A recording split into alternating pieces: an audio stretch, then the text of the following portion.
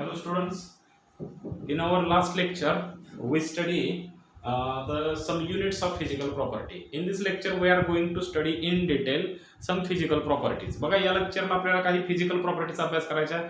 त्या physical properties कोणत्या? मास आणि वेट, मास अँड वेट, त्यानंतर लेंथ, त्यानंतर डेन्सिटी, त्यानंतर टेम्परेचर, मास, त्याच्यानंतर लेंथ, व्हॉल्यूम, डेन्सिटी आणि टेम्परेचर अशा 5 फिजिकल प्रॉपर्टीचा अभ्यास करायचा. सगळ्यात पहिले आपण बघूयात मास. What is mass? तर लक्षात घ्या, आपल्याला एखाद्या वस्तूचं मास मी तुम्हाला सांगितलं की समजा 1 किलोग्रॅम साखर आणि 5 किलोग्रॅम साखर, तर आपल्याला लगेच समजतं की 5 किलोग्रॅम साखर ही काय जास्त आहे. म्हणजे मासवरून आपल्याला काय समजतं की एखाद्या सबस्टन्सची क्वांटिटी किती आहे, बरोबर की नाही. म्हणजे मास हे काय एक मेजरमेंट आहे. कशाचं मेजरमेंट आहे? तर quantity of substance. So mass is the measure of quantity of substance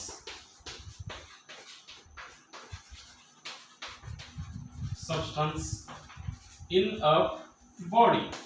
body म्हणजे कुठलीही एखादी वस्तू, त्या वस्तूमध्ये एखादा सबस्टन्स किती आहे, त्याची क्वांटिटी किती आहे हे मोजण्यास हे कोण मेजर करतं? तर मास मेजर करतं. मी जसं तुम्हाला सांगितलं 1 किलोग्राम साखर आणि 5 किलोग्राम साखरमध्ये आपल्याला समजतं की 5 किलोग्राम ही जास्त आहे, त्याच्यामध्ये अमाऊंट जास्त आहे, कारण का त्याचा मास जास्त आहे, बरोबर. आता पुढे बघा, व्हॉट इज वेट? मास आणि वेट मध्ये डिफरन्स आहे, बरोबर. एक लक्षात घ्या, वेट म्हणजे काय? Weight is the force acting on object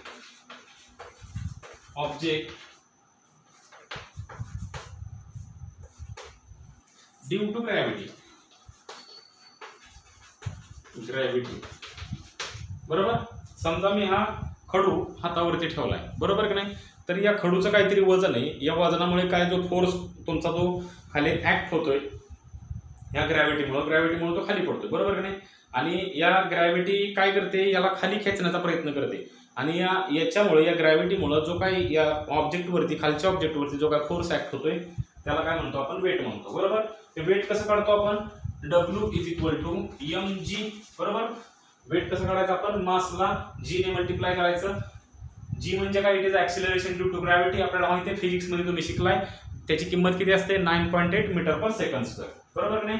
आता लक्षात घ्या, this mass is more fundamental property.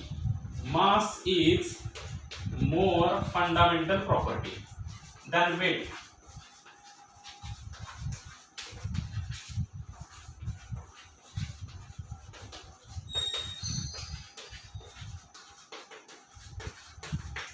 Mass is more fundamental property than weight. म्हणजे मास ही जी वेट पेक्षा जास्त फंडामेंटल प्रॉपर्टी म्हणजे जास्त महत्वाची प्रॉपर्टी, बरोबर नाही.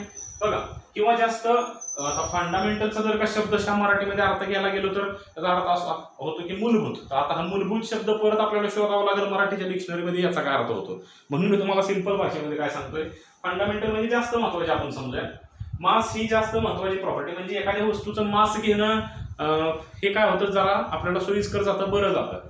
वेट घेणं एवढं सोयीचं जात नाही. कारण का? तर लक्षात घ्या, मास इज कॉन्स्टंट. मास कसं असतं?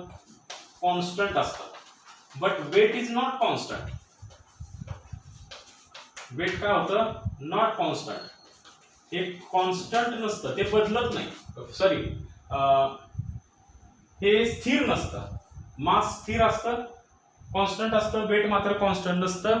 It changes with place to place. म्हणजे जागा बदलली की काय होतं? लक्षात घ्या, वेट बदलतं कारण ग्रॅव्हिटी बदलते. म्हणजे फॉर एक्झाम्पल बघा, आपण एखाद्या वस्तूचं जे वेट आहे ते आपल्या अर्थवरती जेवढं असेल तेवढंच वेट तुमचं मूनवरती असेल असं नाही, बरोबर. कारण मूनची ग्रॅव्हिटी वेगळी आहे, अर्थची ग्रॅव्हिटी वेगळी आहे. तसेच सॅटर्नची ग्रॅव्हिटी वेगळी आहे, नेपच्यूनची ग्रॅव्हिटी वेगळी आहे, युरॅनस, प्लुटो अशा वेगवेगळ्या प्लॅनेट्सची वेगवेगळी ग्रॅव्हिटी असल्यामुळे लक्षात घ्या, हे वेट काय होतं? प्लेस टू प्लेस, एका जागेवरून दुसऱ्या जागेवर गेले की ते बदलतं.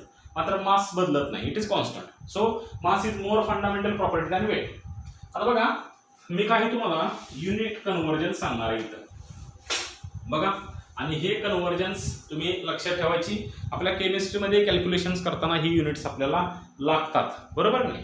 तर एक लक्षात ठेवा की सगळ्यात महत्त्वाचं हे जे युनिट आहे याचं मासचं युनिट युनिट ऑफ मास, मासचं युनिट काय, इट इज केजी, किलोग्रॅम. बरोबर, किलोग्रॅम हे काय मासचं युनिट आहे, हे तुम्ही लक्षात ठेवायचं. बघा आता बघा, दिस इज एसआय युनिट, आणि एसआय युनिटच आपल्याला जास्त महत्वाचं असतं. बाकीचे युनिट्स आपण शिकलोय एमकेएस, सीजीएस, एफपीएस, ही युनिट्स आपण शिकलोय. एमकेएस मध्ये लेंथ मीटर मध्ये मोजली जाते, वजन किलोग्राम मध्ये, टाइम सेकंड मध्ये मोजलं जातं. सीजीएस मध्ये लेंथ सेंटीमीटर मध्ये मोजले जाते, पण मास ग्राम मध्ये मोजलं जातं, टाइम सेकंड मध्ये मोजला जातो. एफपीएस मध्ये लेंथ फूट मध्ये मोजली जाते, फिट्स आपण त्याला म्हणतो. वजन पाऊंड मध्ये, मास पाऊंड मध्ये मोजलं जातं, आणि यस टाइम सेकंड मध्ये मोजला जातो. आता ही युनिट्स आपण 9वी 10वी मध्ये शिकलोय, याची काय आपल्याला गरज नाही. जर गरज पडली तर आपण त्याचा अभ्यास करू. बरोबर नाही, आपल्याला या पण युनिटची गरज पडते, अगदी फक्त एसआय युनिटवर फक्त चालत नाही. म्हणजे जिथं जिथं गरज पडते ते आपण तिथं शिकूया.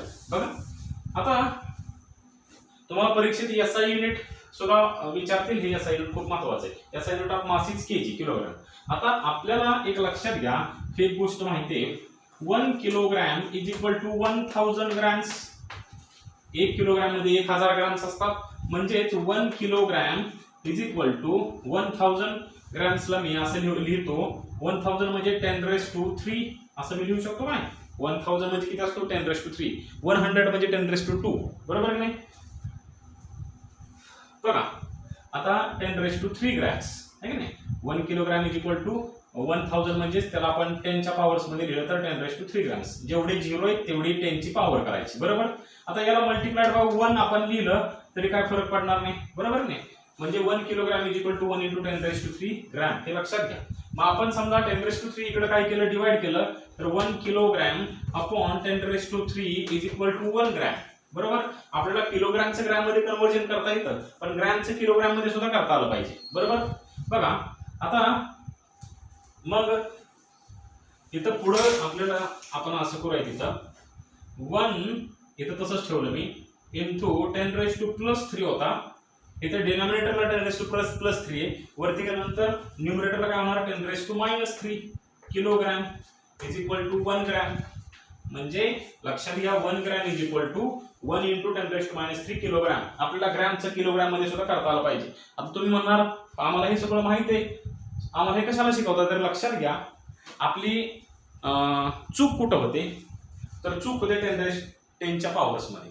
आपण ग्रॅमचं किलोग्राम मध्ये करताना 10⁻³ ने मल्टिप्लाय करायचं, किलोग्रामचं ग्रॅम मध्ये करताना 10⁻³ ने करायचं. या प्लस का मायनस मध्ये आपला गुण होतो ना, आपलं गणित काय होतं, चुकू शकतं, हे ध्यानात घ्या. त्याच्यामुळे या गोष्टी महत्वाच्या आहेत. तसंच आपल्याला मिलीग्रॅमचं सुद्धा कन्व्हर्जन लागतं. बघा मिलीग्रॅम, बघा 1 gram is equal to how many milligrams, 1 gram is equal to 1000 milligrams. आपल्याला माहिती आहे mg. तसंच म्हणजेच 1 ग्रॅम इज इक्वल टू, मी 1000 ला काय करतो, 10⁻³ मिलीग्रॅम असं लिहितो, आणि या 10⁻³ ला मी 1 ने जर का मल्टिप्लाय लिहिलं तर काय फरक पडणार नाही. म्हणजेच 1 gram is equal to 1 × 10⁻³ milligram. परत 1 ग्रॅम अपॉन 10⁻³ इकडे डिवाइड करतो, इज इक्वल टू 1 मिलीग्रॅम. इकडे काय राहिलं, 1 मिलीग्रॅम राहिला.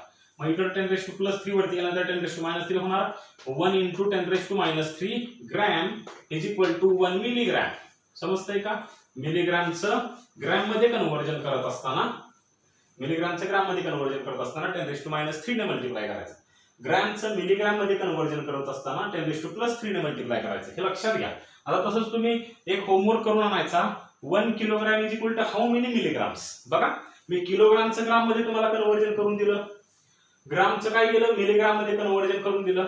तर 1 kilogram is equal to how many milligrams, हे तुम्ही मला घरून काढून आणून दाखवायचं, आणि आपल्या ग्रुपला तुम्ही काय करायचं, होमवर्क म्हणून पाठवायचं. आता पुढे बघा, आपण नेक्स्ट युनिट घेऊयात. लेंथ आणि मास आणि वेटचं झालं आपण शिकलो. Next physical property is the length. Next second physical property is the length. बघा आता आपल्याला जो लेंथचा अभ्यास करायचा आहे, बघा length is the It is the measure of, it is measure of how far the one end is from another end. समजा मी तुम्हाला कोणत्याही काय केलं, दोन एंड दिले, दोन टोक दिली, तर ही दोन टोक एकमेकांपासून किती अंतरावरती, किती लांब आहेत, याला काय म्हणतो आपण, हे जे मोजण्याचं जे मेजर आहे, बरोबर, याचं जे मेजर, याचं जे मोजमाप आहे त्याला काय म्हणतो आपण, लेंथ म्हणतो, बरोबर. आता एक तुम्हाला गोष्ट सांगायची राहिली की हे लेंथ आपण कशी मोजतो आणि याचं युनिट सगळ्यात पहिल्यांदा कोणी मांडलं, तर याचं हे जे एसआय युनिट आहे, एसआय युनिट काय आहे, SI unit is the metre, याचं युनिट काय, मीटर, इन शॉर्ट मध्ये स्मॉल एम असं आपण म्हणतो किंवा मीटर मी असं करतो, बरोबर. आता लक्षात घ्या, हे मीटर समजा अंदाजे मी आता अप्रॉक्सिमेटली एवढं समजा काय असेल, हे मीटर असेल, बरोबर. ही 1 मीटर एवढी लांबी, बरं, ही 1 मीटर ही लांबी लक्षात घ्या सगळ्यात पहिल्यांदा कोणी सांगितलं, त्यानंतर 1 किलोग्रॅम, एखादी वस्तू 1 किलोग्रॅम एवढी आपल्याला सगळ्यात पहिल्यांदा कोणी सांगितलं, बरोबर नाही. समजा मी तुमच्या समोर काय केलं, कुठलीही वस्तू आणली 1 किलोग्रॅम, बरोबर नाही, तर ती वस्तू 1 किलोग्रॅम तेवढीच आहे, हे सगळ्यात पहिल्यांदा 1 किलोग्रॅमची डेफिनेशन कोणी केली, तर एक लक्षात घ्या, फ्रान्समध्ये एक लॅबोरेटरी आहे, त्या लॅबोरेटरीमध्ये एक रॉड ठेवलेला आहे, बरोबर. तो रॉड कशाचा आहे, प्लॅटिनम इरिडियमचा रॉड आहे. प्लॅटिनम आणि इरिडियम हे जे दोन मेटल आहेत, या दोन मेटलला मिक्स करून एक रॉड बनवलाय, बरोबर, आणि हा एअर टाईट कंटेनर मध्ये ठेवलेला आहे. एअर टाईट कंटेनर म्हणजे बघा, आता परत एकदा सांगतो, प्लॅटिनम आणि इरिडियम मेटल पासून बनवलेला रॉड आहे. आता या दोन मेटलचा का बनवला, because this two metals are very very less reactive, यांची रिएक्टिव्हिटी खूप कमी आहे. आता असा रॉड का घेतलाय आपण, अशा मेटलचा रॉड का घेतला, तर कारण हे ते कमी रिएक्टिव्ह आहे. कमी रिएक्टिव्ह का घेतला, तर लक्षात घ्या, त्याची कुठेतरी हवेबरोबर रिएक्शन होऊन किंवा इतर कोणाबरोबर रिएक्शन होऊन त्याचं कुठेतरी वजन वाढू नये किंवा कमी होऊ नये म्हणून अशा पद्धतीचा लेस reactive, very very less reactive काय घेतलेला मेटलचा आपण तो रॉड घेतलाय, बरोबर. आणि त्याला एअर टाईट कंटेनर मध्ये ठेवलाय जेणेकरून त्याची कोणाबरोबर रिएक्शन होणं, एकतर आपण व्हेरी व्हेरी लेस रिएक्टिव्ह घेतलाय, शिवाय त्याला एअर टाईट कंटेनर मध्ये ठेवलेला आहे आणि त्याला आपण 1 किलोग्रॅम म्हणलं, बरोबर. म्हणजे जे काय सगळे मॅन्युफॅक्चरर्स आहेत, कुठले मॅन्युफॅक्चरर्स, जे बॅलन्स तयार करतात, जे वजन काटे तयार करतात, बरोबर, त्यांना या रॉड पासून काय केलं, त्या रॉडचं वजन 1 किलोग्रॅम धरून त्यांना काय करावं लागतं, ते वजन काटे तयार करावे लागतात. समजा त्यांना 20 किलोचा वजन काटा तयार करायचे, तर याच्या 20 पट घ्यायचा, 20 टाइम्स, बरोबर नाही, किंवा जे काय असेल ते, याला 1 किलोग्रॅम धरून चालायचं आणि त्याच्यावरून त्याचा रेफरन्स घेऊन बाकीचे काय करायचे, बॅलन्स तयार करायचे, बरोबर. तसंच हा जो रॉड आहे याच्यामध्ये ठेवलेला त्या लॅबोरेटरीमध्ये, या रॉड मध्ये दोन काय केलेले आहेत, मार्किंग केलेले, इथं एक मार्किंग आहे, इथं एक मार्किंग आहे, आणि या दोन मार्किंग मधलं जे डिस्टन्स आहे त्यालाच त्यांनी 1 मीटर म्हटलेलं आहे, बरोबर. आता इथं 1 मीटर थोडंसं मोठं आहे बघा, परत आणखीन गोंधळ नको. परत एखादा विद्यार्थी बारीक शंका काढणार की सर तुम्ही अगोदर 1 मीटर जास्त लिहिलं, आता कमी लिहिलं, त्यापेक्षा आपलं व्यवस्थित तुम्हाला सांगतो, बरोबर. इथं 2 मार्किंग केलेले आणि या 2 मार्किंग मधलं जे अंतर आहे त्या रॉड मधलं, बरोबर नाही, रॉडच्या, त्यालाच त्यांनी काय म्हटलेले, 1 मीटर म्हटलेले. शिवाय हा जो रॉड आहे तो किती केल्विनला ठेवलेला आहे, 273 केल्विन, 273 केल्विन एवढ्या टेम्परेचरला, म्हणजे 0 डिग्री सेल्सिअसला काय केलेलं आहे, हा रॉड ठेवलेला आहे. कारण का 0 डिग्री सेल्सिअसला ठेवलाय, हे एक स्टँडर्ड टेम्परेचर आहे, बरोबर.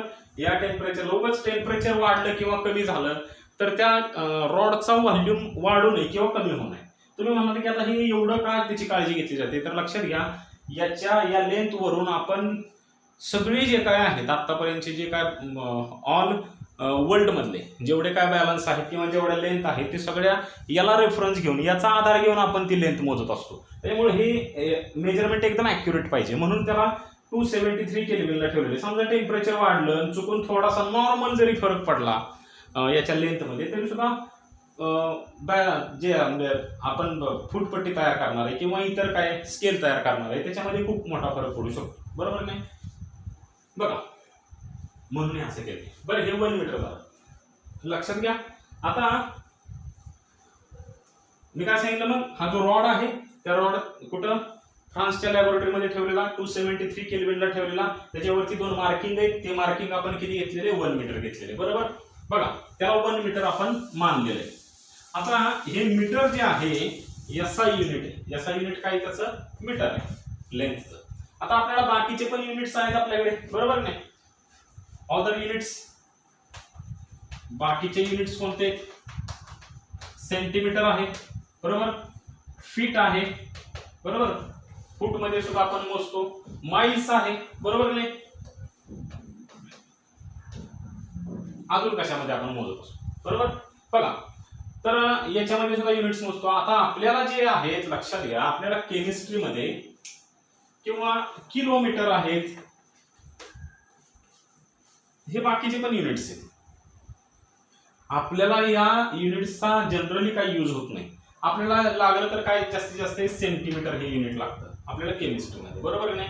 बाकीच्यांचा फिजिक्स मध्ये वापर होतो कारण त्यांच्यामध्ये मोठी मेजरमेंट्स असतात, जास्त मोठं अंतर मोजायचं असतं. आपल्याला केमिस्ट्रीमध्ये लक्षात घ्या किती युनिट्स लागतात, तर नॅनोमीटर पर्यंत युनिट्स लागतात. नॅनोमीटर, त्याच्यानंतर अँगस्ट्रॉम युनिट, त्याच्यानंतर मग पिकोमीटर, हे युनिट लागतात.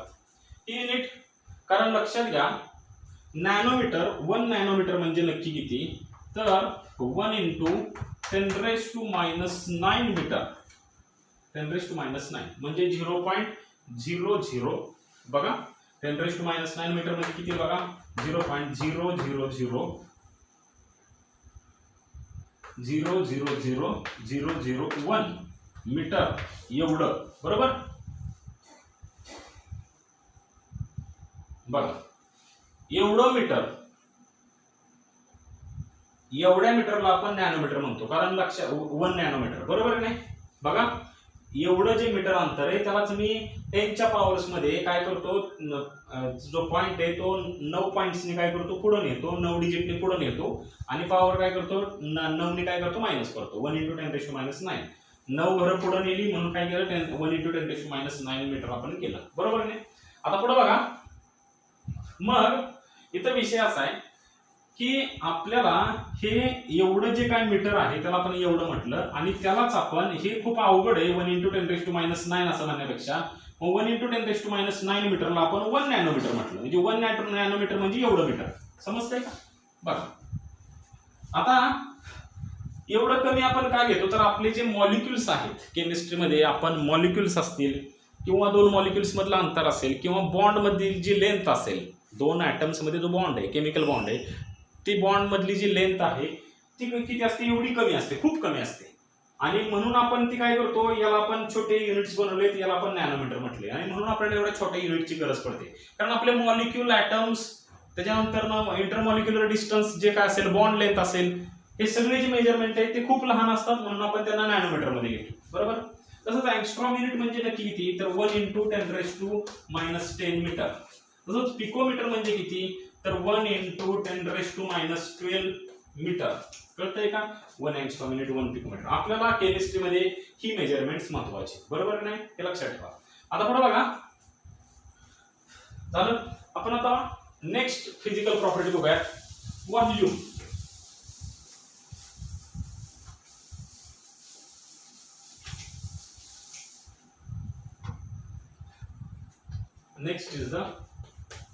Next physical property is the volume. बघा आता हा एक मिनिट, हा व्हॉल्यूम ही फिजिकल प्रॉपर्टी आपल्याला बघायची.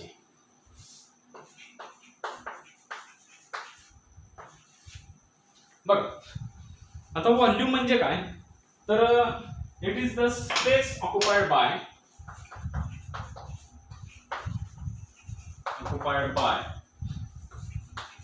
3-dimensional object.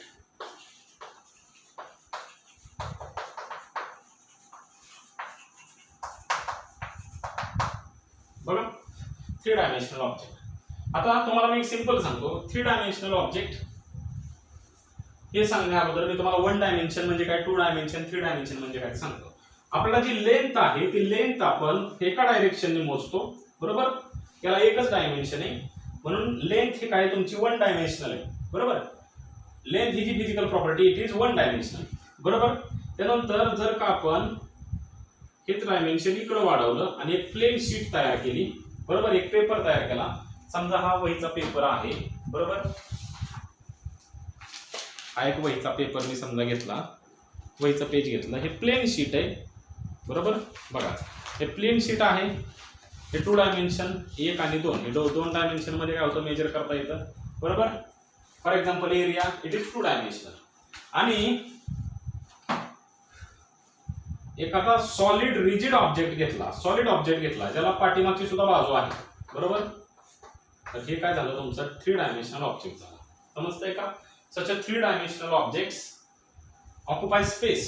अशा पद्धतीच्या जे काय ऑब्जेक्ट्स असतात ते जागा व्यापतात, स्पेस ऑक्युपाय करतात आणि त्यांनी जी काय स्पेस ऑक्युपाय केलेली असेल त्याला आपण काय म्हणतो, व्हॉल्यूम असं म्हणतो. काय म्हणतो, व्हॉल्यूम. हे लक्षात घ्या.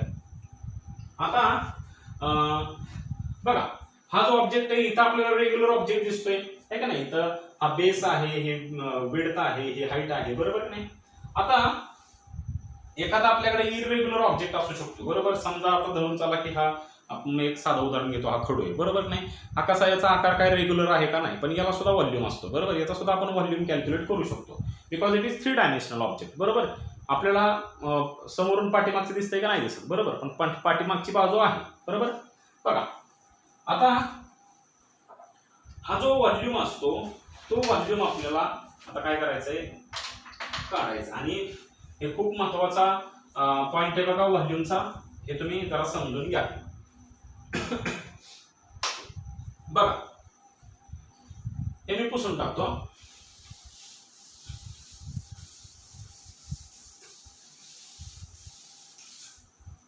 आपण काय बघतोय, तिसरी फिजिकल प्रॉपर्टी बघतोय, व्हॉल्यूम. व्हॉल्यूमचं जे एसआय युनिट आहे, SI unit it is metre cube. Metre cube हे एसआय युनिट आहे, बघा. आता मीटर क्यूब म्हणजे नक्की किती, 1 metre cube means how many. 1 metre cube म्हणजे नक्की किती, मी क्वेश्चन मार्क करून ठेवतो इथं, बघा. तर जसं मी तुम्हाला सांगितलं की समजा 1 मीटर लेंथ एवढी असं समजून चालू. आता मागाशी मी थोडीशी जास्त काढली, इथं थोडीशी छोटी काढतो, बघा. आणि इथं लेंथचं मेजरमेंट आता माझ्याकडे काय आहे एक्झॅक्ट, मला मी हाताने डायग्राम काढणार त्याच्यामुळे लेंथ कमी जास्त होऊ शकते.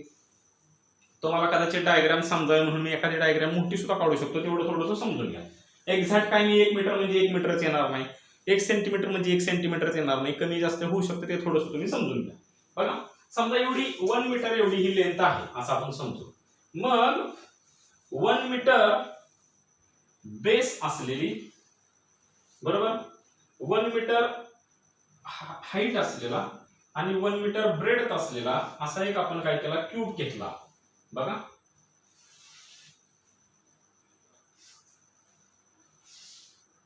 असा एक क्यूब तयार केला मी.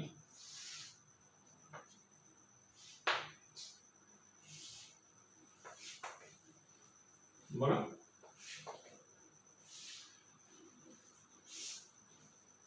असं मी क्यूब तयार केला, बघा. मी क्यूब असं केला ज्याचा बेस किती आहे, बेस 1 मीटर आहे, एवढा 1 मीटर, बरोबर. दिस इज 1 मीटर लेंथ.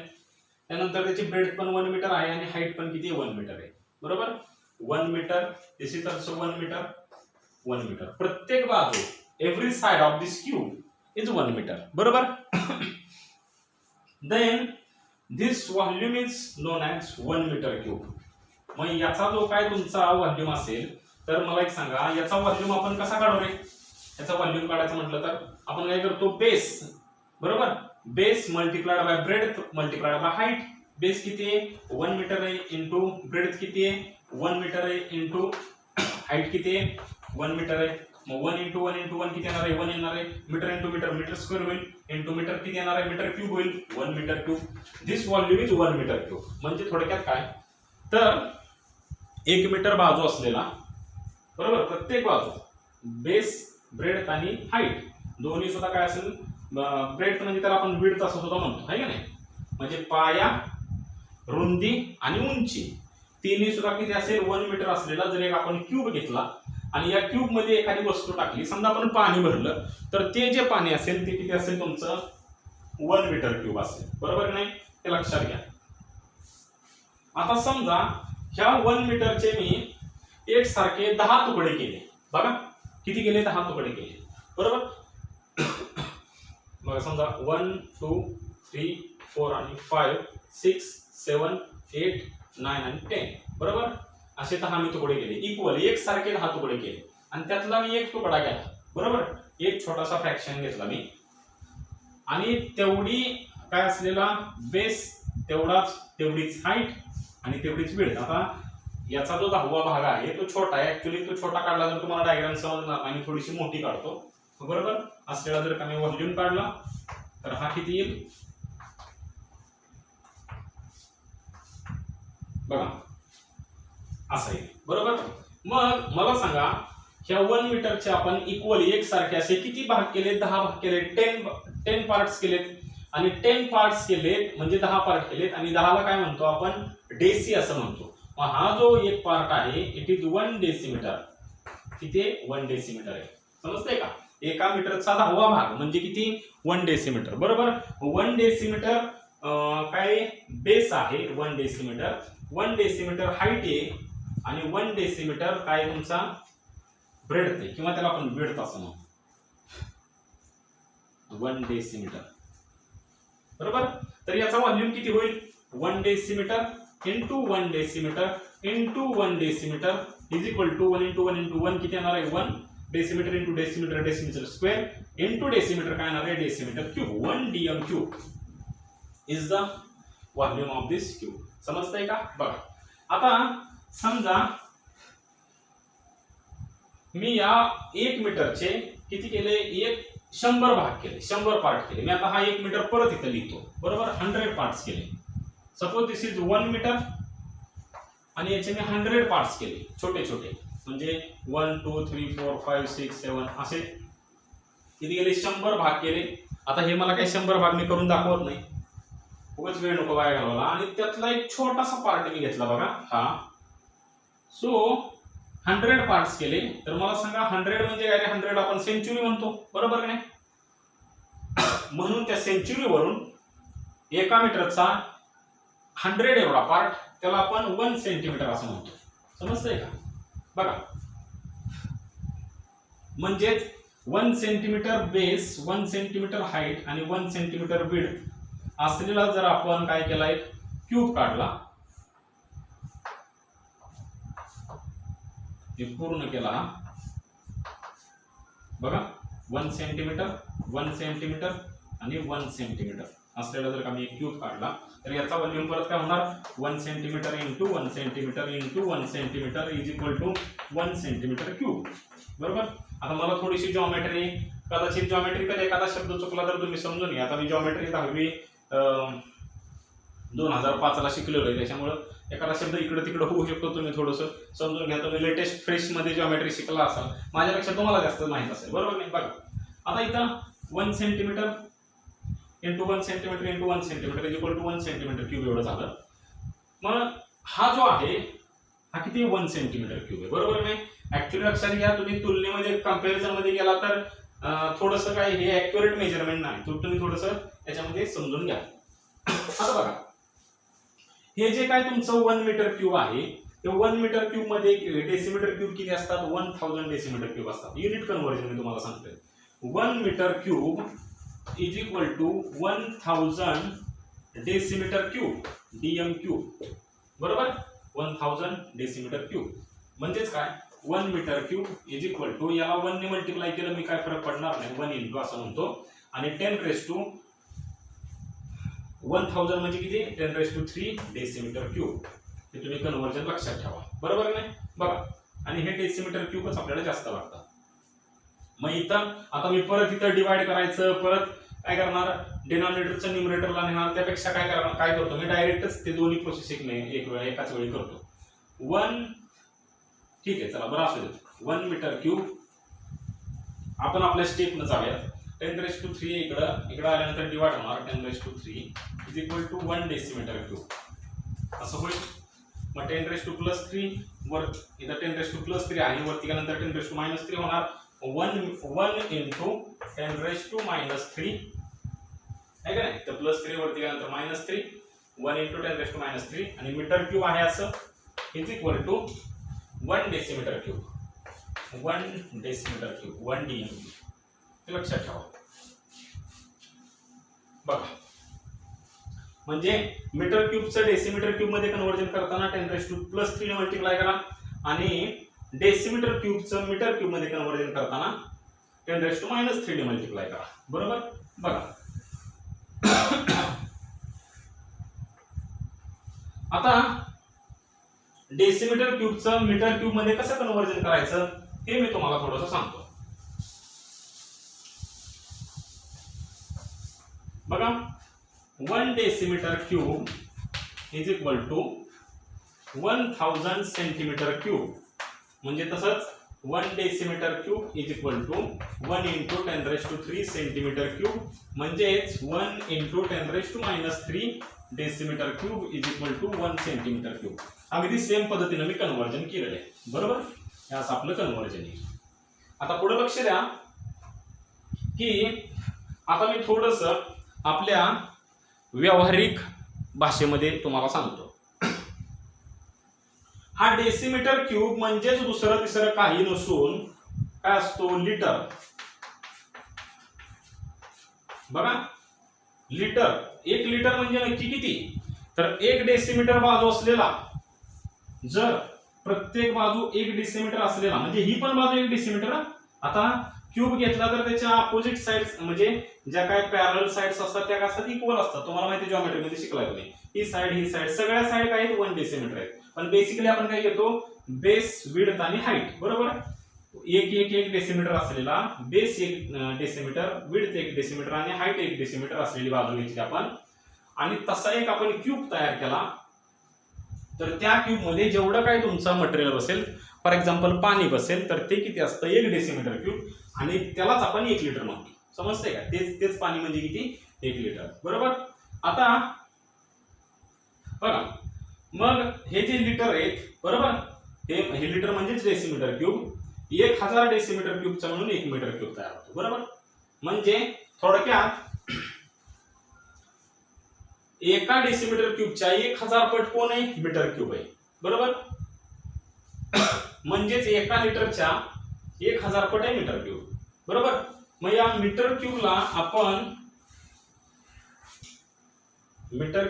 आपण काय म्हणतो, किलो लिटर असं म्हणतो. Kilo litre. समजतंय का. 1 किलो लिटर म्हणजे 1000 लिटर. किलो लिटर म्हणजेच मीटर क्यूब. बरोबर. आणि 1 किलो लिटर म्हणजे 1000 लिटर. हे थोडंसं कन्फ्युजिंग इंटर कन्वर्जन आहे, हे लक्षात ठेवा तुम्ही. आता हे जे सेंटीमीटर क्यूब आहे ते सेंटीमीटर क्यूब म्हणजेच मिली लिटर हे ध्यानात घ्या.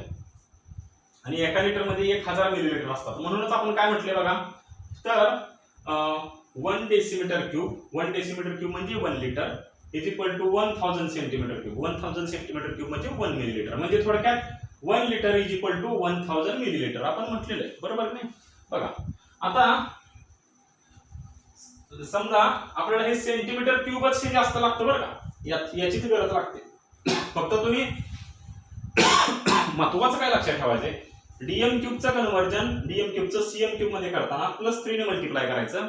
आता ट्रिक तुम्हाला सांगतो मी की डीएम क्यूब हे युनिट आहे ते मोठे आणि सीएम क्यूब हे छोटे. बरोबर नाही. मोठ्या युनिटचं छोट्या युनिट मध्ये कन्वर्जन करताना प्लस ने मल्टिप्लाय करायचं आणि छोट्या युनिटचं मोठ्या युनिट मध्ये कन्वर्जन करताना मायनस ने मल्टिप्लाय करायचं. -3 ने त्यांच्या 10⁻³ पॉवरने मल्टिप्लाय करायचं. आता बघा आपल्याकडे एक छोटंसं व्यवहारातलं एक युनिट सांगतो मी तुम्हाला. बरोबर. टीएमसी हे नाव ऐकलं असेल. जे धरणं आहेत, आता पावसाळी दिवस आहेत, बरेचसे धरणं भरलेले आहेत. आपण आता बातम्यांना ऐकतो की अमुक तमुक धरण 127 टीएमसीचे पूर्ण भरलेले, कुठले 100 टीएमसीचे पूर्ण भरलेले. बरोबर नाही. व्हॉट इज टीएमसी म्हणजे 1 टीएमसी म्हणजे नक्की किती, तर टीएमसी म्हणजे लक्षात घ्या टीएमसीचा लॉंग फॉर्म काय आहे, it is 1000 million cubic feet. It is TMC. 1000 million cubic feet. 1000 म्हणजे 1000, मिलियन म्हणजे 10 लाख.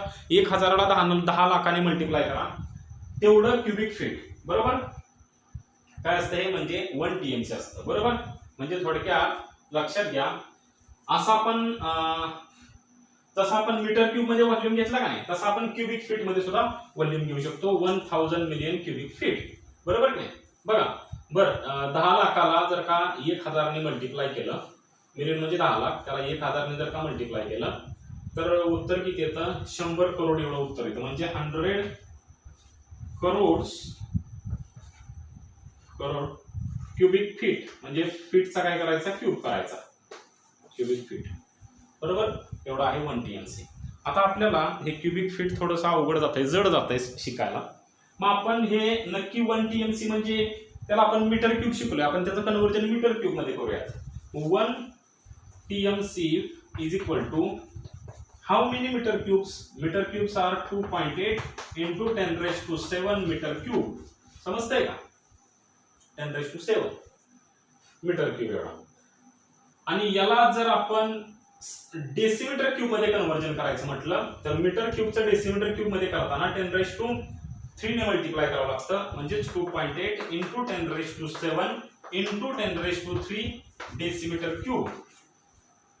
10⁻⁷ आणि 10⁻³ काय होणार आहे? बेस सारखा आहे, पॉवरची काय होणार आहे? ऍडिशन होणार. म्हणजे 10⁻10 येणार. 7 + 3 10⁻10 डेसिमीटर क्यूब. म्हणजे लक्षात घ्या. आणि डेसिमीटर क्यूब म्हणजेच त्याला मिलिटर सुद्धा म्हणू शकतो. म्हणजेच 2.8 into 10⁻10 लिटर. म्हणजे थोडक्यात लक्षात घ्या, 2.8 into 10⁻10 लिटर्स म्हणजे असतो 1 TMC. 1 TMC पाणी म्हणजे एवढं लिटर. कळतंय का? म्हणजे थोडक्यात 2.8 याच्यावरती 10 परत 10 00 अशी 10 घरं काय करा तुम्ही पुढे जावा आणि तेवढं लिटर पाणी म्हणजे 1 लिटर पाणी अप्रॉक्सिमेटली. कळतंय का? अप्रॉक्सिमेटली म्हणजे थोडासा फरक पडू शकतो, कारण पुढे याचे डिजिट आहेत, आपण पुढची डिजिट घेतली नाही 8च्या पुढची. कळतंय का? बघा, तर हे आपल्याला जनरल नॉलेजसाठी हे माहित असलं पाहिजे.